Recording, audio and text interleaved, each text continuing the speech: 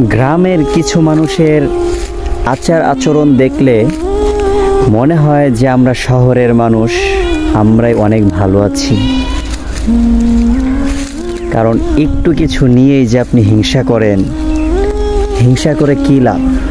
এখন এই যে কবরে একজন শুয়ে আছে, এই কবরে যিনি শুয়ে আছেন ইনিও কিন্তু আমাদের মতো একদিন জীবিত ছিলেন। আমরাও তো থাকবো না চিরদিন, আমাদেরও তো একদিন ডাক আসবে, আমাদেরও চোখ দুটি বন্ধ হয়ে যাবে, শেষ নিঃশ্বাস ত্যাগ করে আমরাও চলে যাব দুনিয়া ছেড়ে। তাহলে এত হিংসা কেন আমাদের মনে? আমরা গ্রামের মানুষ এত হিংসা করি কেন?